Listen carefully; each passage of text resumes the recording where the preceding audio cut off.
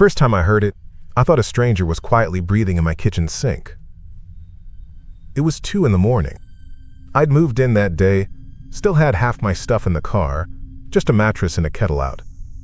The building was old, the kind people call classic when they mean tired. My place was on the 2nd floor, end of the hall, with a view of a brick wall and the alley dumpster. Rent fit my hours and my wallet.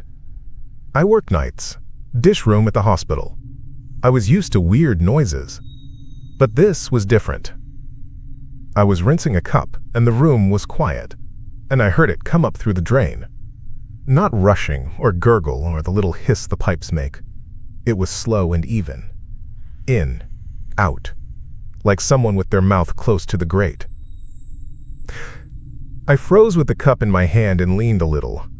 It went quiet. I stood up and it started again, very soft, like it was learning me.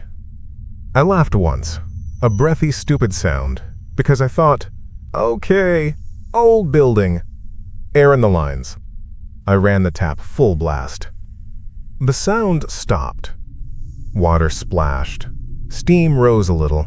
The mirror fogged, even though it was cold water. When I shut the tap, the breathing started again as if it hadn't been interrupted at all, same pace.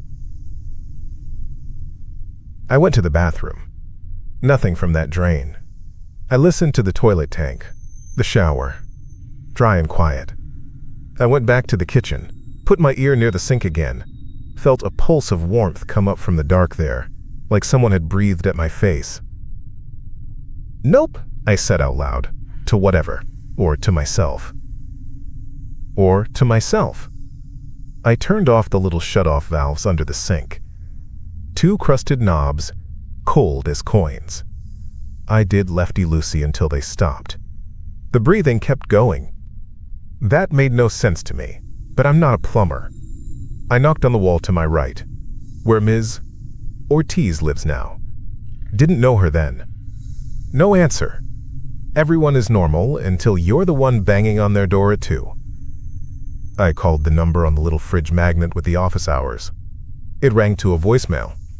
If this is an emergency, hang up and dial. Yeah, this was not that. I made tea just to have hot water noise and went to bed at 4 with the faucet dripping because it felt better than a quiet sink breathing like that. It came back the next night. Later, I was making noodles after my shift, tired and a little punchy. I shut everything off and stood with the lights off and listened. You know how you can hear your own house breathe after a while? The fridge hum and the baseboards pop and your upstairs neighbor move their chair? It settled past those and slipped under them. It was patient. It did not care what I did. I tried to record it. I set my phone on a mug over the drain and left it for 10 minutes. On playback, I heard my microwave beep, my neighbor cough, a bus outside. Then, that sound. Not steady this time. A wet in. A long pause, like it was thinking. A shorter out. Then nothing for a few seconds, and another in. It didn't sound like water anymore on the recording. It sounded like a mouth down there, and lungs. I didn't sleep right and went to work with that wired feeling behind my eyes. I was washing trays thinking about drains. I have a thing with water. When I was a kid, my brother fell into the old quarry pond. There were other kids. Men there. People jumped in. He didn't come up. I was 12 and I just stood there. The chalky bank. The ripples. That part where people are yelling and you think you're moving but you haven't moved. I still dream about the way the water skin closed. I don't like standing water. I don't like not acting. That's part of why I took night work. Less chance to stand around and think. On my way home, I saw the super, Hal, outside with a smoke. Big guy in a faded baseball cap. "Hey," I said. "Can I ask you something weird?" He grinned like every day was weird here, and I was late to the party.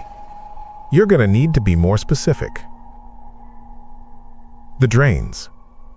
In my place. At night, they sound like breathing.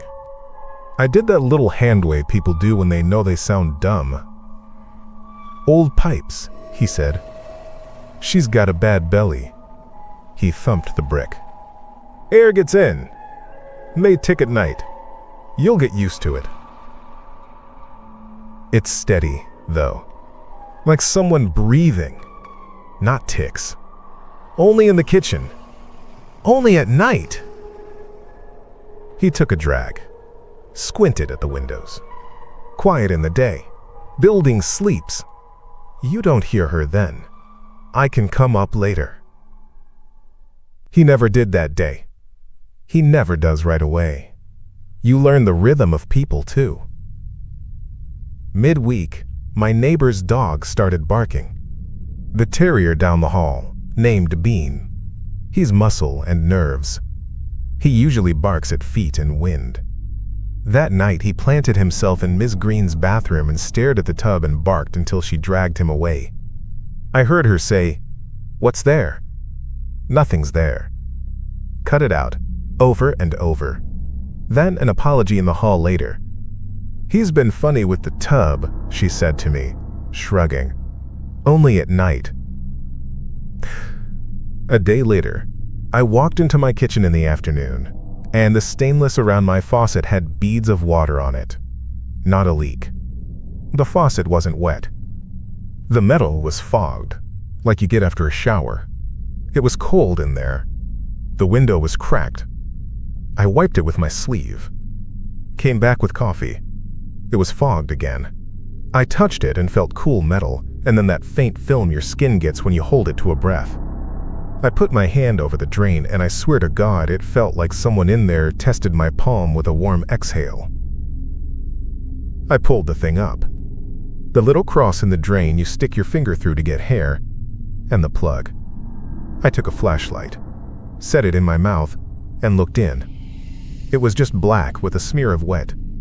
Grit on the sides. I got a bent clothes hanger and scraped. Came up with hair.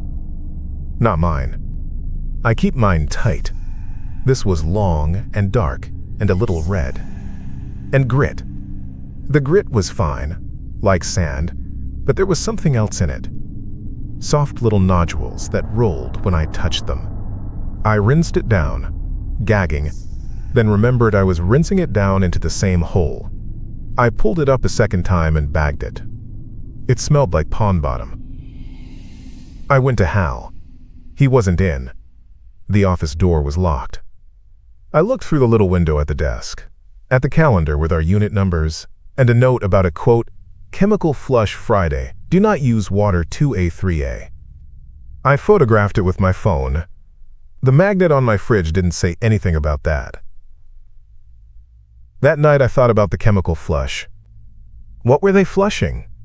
Why Friday? I thought about how the breathing started slow when I was quiet, and then adjusted when I ran water. I did another test. I turned on my kitchen tap to a trickle and listened. The breath sped a little and got shallow, like it was matching, then held. When I shut the tap, there was a long in that didn't stop until my teeth ticked. The hair on my arms lifted. I knocked on Ms. Ortiz's door. She opened, just the chain. She's older, dark eyes tired from years of listening to people like me. "No hot water again?"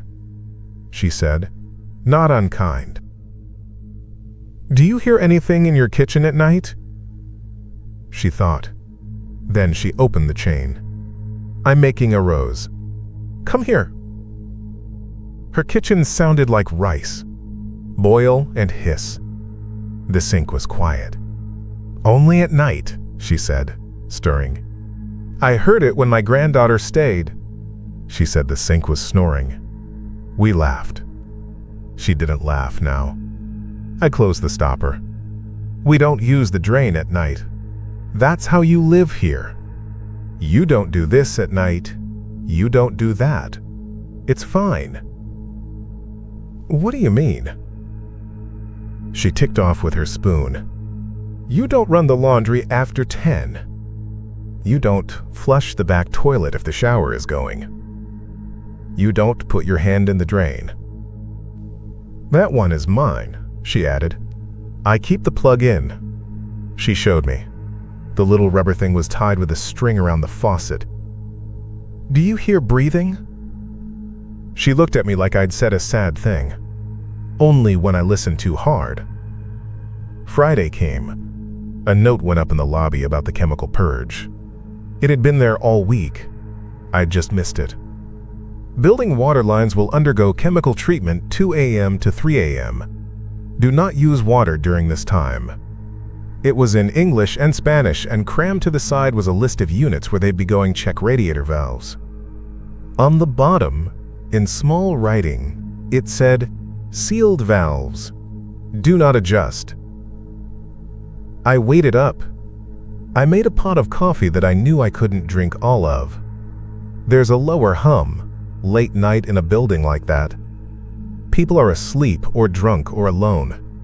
At 1:50, I filled the tub and every pot I owned, because I didn't trust the words chemical and do not use. At 2 o'clock, I shut everything and sat in my kitchen with my phone on the mug again, recording. At 2:05, it started. Not from the drain. From the wall. A low thud, like someone far below me knocking once on a pipe. Then again, louder. The apartment shook a little. From the hall, Bean whined. The lights flickered and my fridge clunked off, then on. I held still and recorded, and the breathing began, and it was different. It was fast. It wasn't matching me. It was moving. You know how when someone runs upstairs and stops and catches themselves with both hands on their knees? The sound was like that. Harsh in, wet out. Then a scrape, a rush, something under me going the wrong way. Shit, I said, to the room, to myself. I cracked my sink open just to see. A trickle. The breath surged. I shut it, and there was a bang from the bathroom, like someone had slapped the tub. I went in and saw the water I'd run in the tub pull away from the drain like a throat swallowing. A belch of air came up. It smelled like rot. I pulled the plug. The water didn't go down. It pushed back. A dome formed over the hole. The dome was clear, and then cloudy, and then thin, like a bubble about to pop. I slapped the drain cover back on and pressed my foot over it. It bucked like a thing under a blanket. Down the hall, somebody yelled, "Hell!" And I heard doors open, water move, toilets flush in that chain that happens when you tell people not to do something. Another bang, closer. I grabbed my phone and ran into the hall and nearly ate it on a wet patch on the linoleum.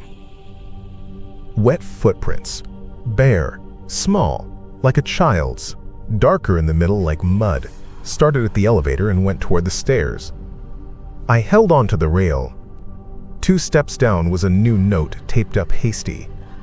Do not use sinks. Do not. Wait for okay. Hal came up from the basement, red-faced, a giant wrench in one hand. Who used water? He shouted. It wasn't rage. It was fear in his voice. He doesn't scare easy. Bean's owner leaned out, said, "Not me," then ducked in and shut her door when he looked at her. "It's coming up," I said, and pointed. "The drains. It's pushing back." "We gotta move it," Hal said. He looked at me like a man deciding if you can be trusted in a fire. "You. Come. You're up." I followed him down to the basement. The air went from warm old building to something else on the 3rd step. Wet and warm, like a greenhouse, but with a smell of iron and something sour, like breath. The lights got dimmer as we went, then flickered and steadied. The basement was a long room with the washers on one end and the big pipes on the other. You could feel the building in your feet down there. The main stack was like a tree trunk. Half the paint was gone, and the joints had orange tears where the rust ran. There were valves with handles that had been white once but now were stained the same orange. Some had wire twisted through the handles, seals.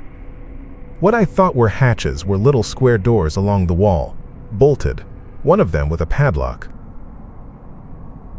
Hal went to a junction where 3 fat pipes met near the floor. He put his hand by a seam like a mechanic feeling a hood. "Feel it," he said, and I did. Warm breath leaked from there, a steady wash, and it wasn't from the boiler, it was from the pipes. Condensation slicked my knuckles immediately. It fogged like I had exhaled on them. "What is it?" I asked with my hand still there like an idiot. "Blockage," he said, like a kid telling you the story in simple words, because if he says the true thing, you won't want to hear it. "Something glued up in there. Barnacles for a building. We flush, it loosens, it crawls. If we don't move it, it grows." "That doesn't sound like pipes," I said. "That sounds like—" "Don't," he said. "Help me with that one." He pointed to a rust-stained valve above my head. It had a tag wired to it. The tag said in faded ink, "Sealed. 2002. Do not open without purge." The wire had been clipped. "You cut it?" I said. He lifted the wrench and fit it to the valve, jaw set. "City said we could. Not supposed to be closed. Was shut years ago. Long story." He grunted and turned. The metal cried a thin whine. The pipes ticked. The breathing below me hesitated. Between those beats, there is a space where you decide to run or stay. I stayed. I grabbed the next valve and tried to turn it with my hands.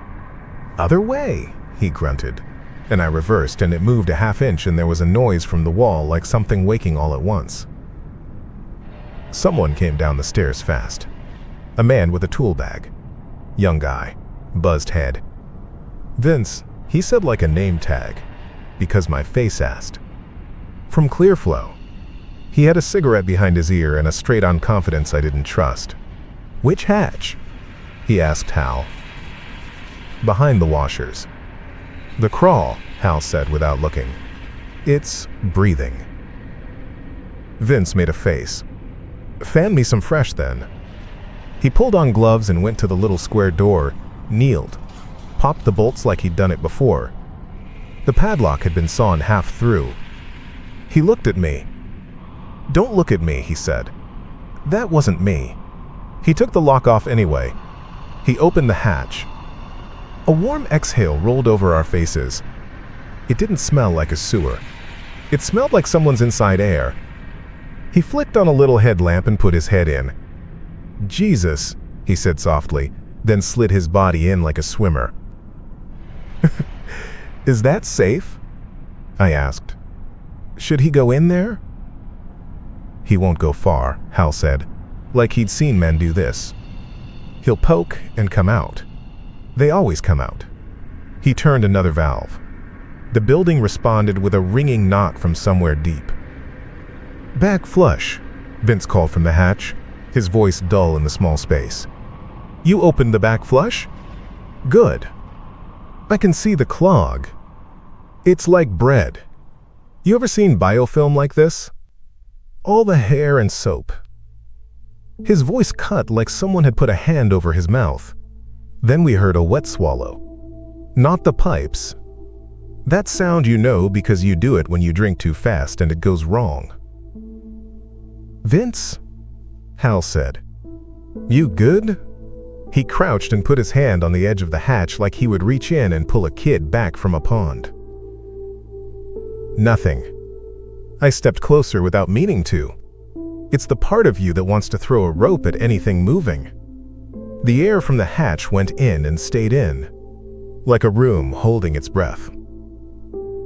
"Vince," I said, like names can pull people back. "Hey, man." The light in the crawl space swung and hit something that glistened and wasn't a pipe. It was pale and smooth and wet and rounded, like a shoulder. It moved and was gone. The headlamp flickered and died. The room we were in went dark for a second as the lights overhead buzzed out, then came back low. My phone light came on in my hand. I didn't remember telling it to. "Back it down," Hal said to the air. But he wasn't looking at the hatch. He was looking at the valves. He didn't want to go in. I didn't either. By the time the cops were called, by the time the fire guy came and put a fan by the hatch and tied a rope to himself and went in and came out fast, shaking his head, there was no vents and his tool bag was by the wall. I saw a wet handprint on the inside of the hatch door that someone closed with a flat palm. To me, it looked like a hand. Later, I told myself it was just a smear. I went upstairs and sat on my mattress and watched the door. The breathing in my sink sounded almost human then. Sad. Full. The building went quiet for a day. No finished-up water running. No full pressure. Hal taped off the basement and put a sign on the laundry that said, "Closed until further notice." People got loud at the office. "My baby needs a bath," someone said. "I gotta go to work," someone else said. Miss Green knocked on my door and asked, "Do you have any bottled?" We drank coffee together even though it was afternoon. Bean sniffed my bathroom and refused to enter. He sat and watched the tub with his big eyes steady and alert. "He doesn't like it," she said. "Me neither." We laughed. Small. Bea and Elise out at night. The sink started again. I didn't know if I was hearing it louder or if it had grown. It had taken a person, maybe. We didn't say that. We said the plumber is missing. There were 2 cop cars out front and a woman leaning on the hood crying while someone with a clipboard wrote and wrote. This is where the logs came in. That next morning, when the door was propped and nobody was in the office, I went behind the desk. There's always a binder in places like that. A marbled, cheap thing with logs and codes and who called when. I opened it. The pages were soft from damp. Years of notes in different hands.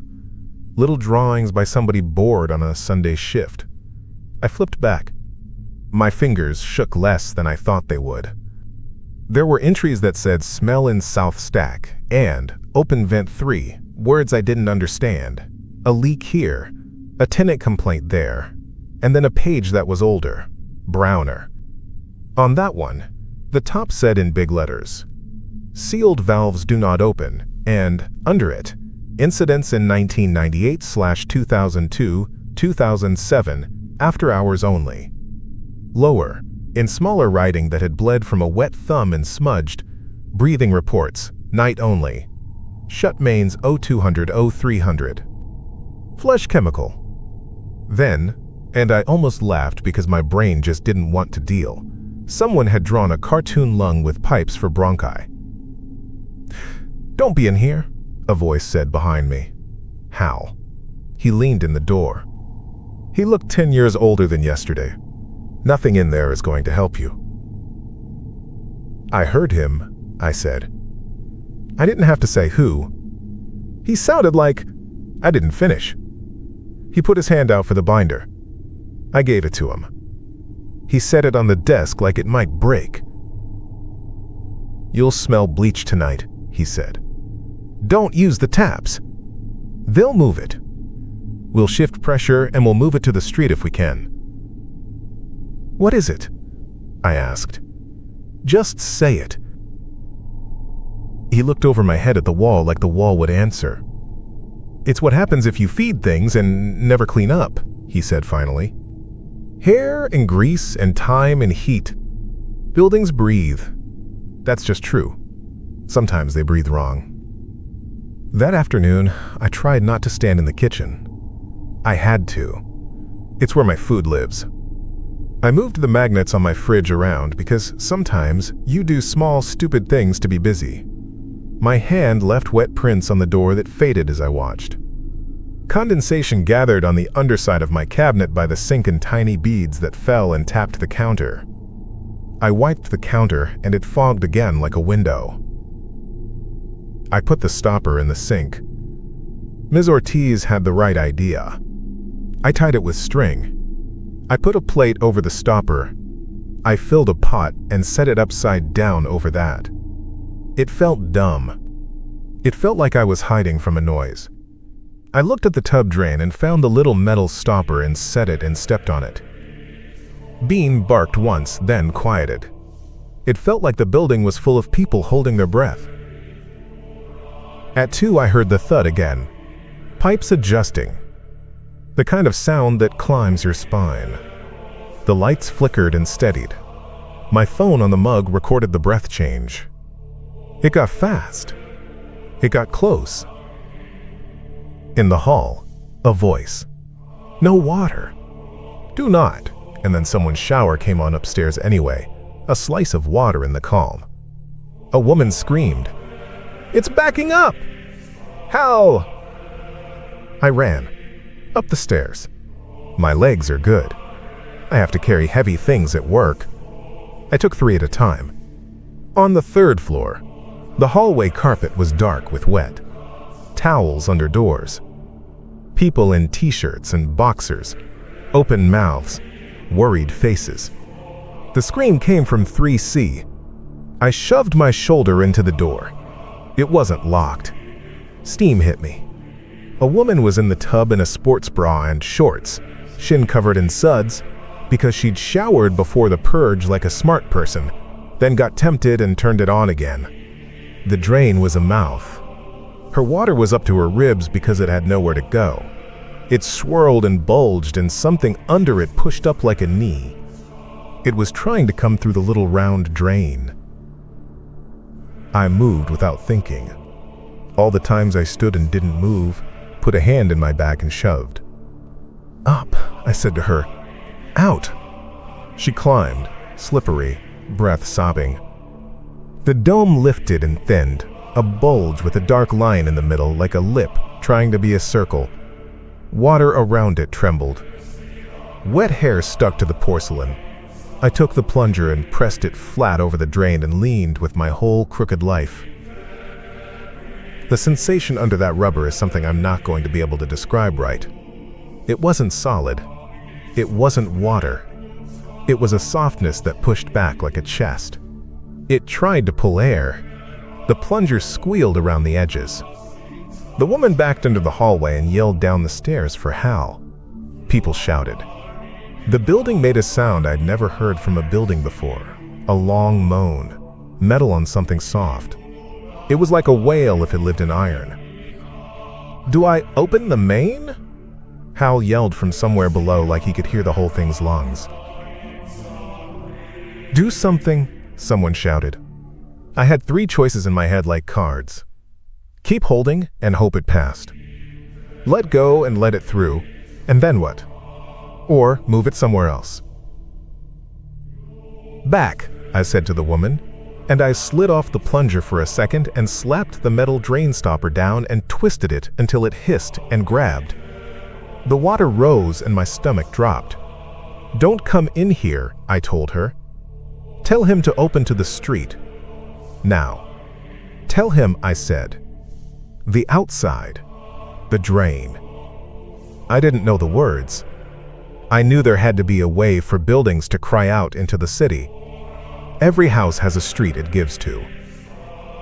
She ran. People ran. I put my foot on the stopper, both hands on the sides of the drain like I could hold back a tide. From below, the thud, thud, thud of someone turning a big wheel. The plunger in my periphery looked like an old black flower. The pipes all around me banged. Every sink in every apartment knocked once in fear. The breathing under my foot got frantic. It tried to find another way. In the kitchen down the hall, a man yelled, "It's coming up here now!" Downstairs, a door slammed. The building chose. Open, Hal bellowed from far under me, a voice from the basement that wasn't for me. It was for the thing. There was a change. A feeling like a chest finally exhaling. The dome under my foot went soft. The water in the tub dropped an inch, like somebody pulled a plug in a ship. The sink 2 doors down gurgled and spouted, and then there was a long rushing sound that had weight in it. It didn't sound like water. It sounded like a full, slow breath being let out through teeth, going away. In the same instant, the power went out. A clean cut. Screams in the dark. The building took a deep breath as if to lick its lips, and then, incredible, there was nothing. Not quiet. Nothing. I held the stopper with my heel and listened for that inhale. It didn't come. We waited a minute in the dark. Then 5. Someone turned on a flashlight and pointed it at the ceiling like we were under a tent. I dared remove my foot. The metal stopper held. The tub water sat there like any tub water. I pressed my ear to the tile. I might have been crying. I couldn't tell. Everything on me was wet. Then Hal's voice, close. We got it to the street. Out to the culvert. It's someone else's problem now. He sounded wrecked. We all laughed, one loud breath, because it was done. Then someone said, "Where's Vince?" And the laugh broke into pieces. Later, we learned there had been a surge at the corner on Greeley, a manhole lid lifting once like a coin flipped. City sent a whirl of bleach down the line. Fish in the little creek 2 blocks away floated for a day.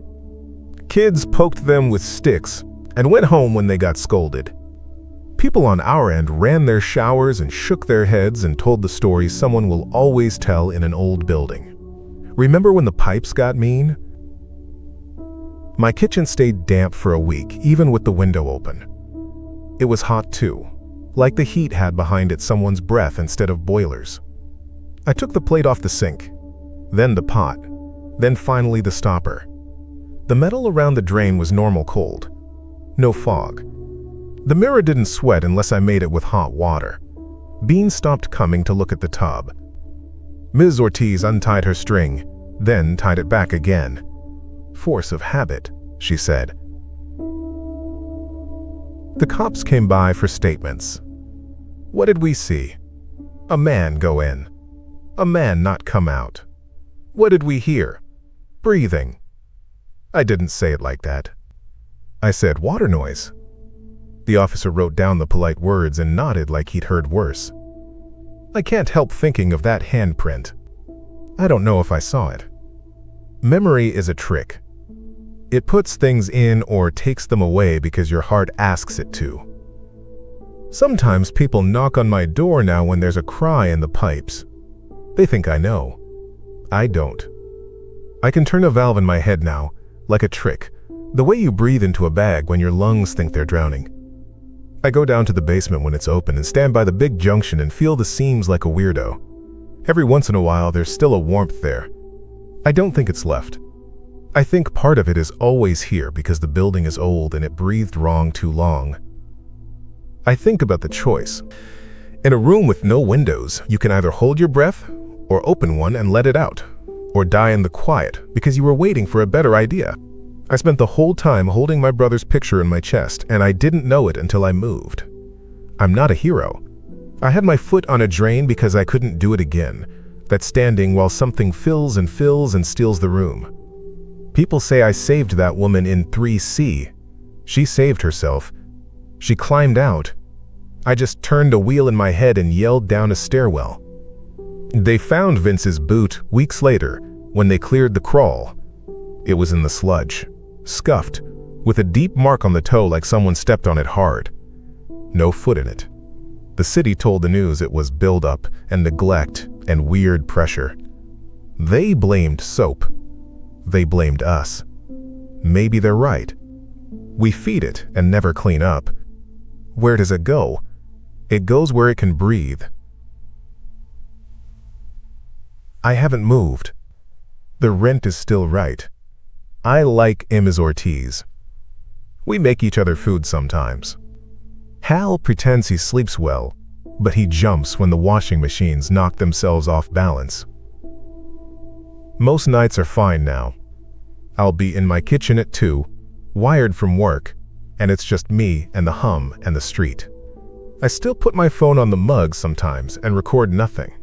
I listen to the nothing like it's music. I go to take a drink and the old fear rises, quick and mean, and I breathe slow like you do when you have to fill yourself and don't trust the air. And then I let the tap run and I listen again, just in case. I still put my palm over the drain sometimes. Just a habit. It's cold, like metal should be.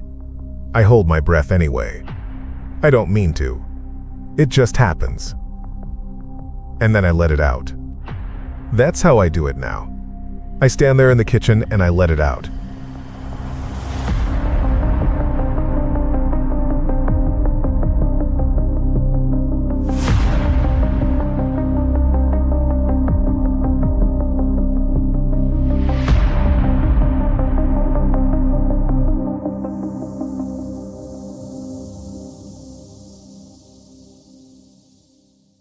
Hey, I hope you enjoyed that one. If you did, make sure to subscribe and leave a like. It really helps the channel. And if you're not too scared yet, check out one of the other stories waiting for you. See you in the next one.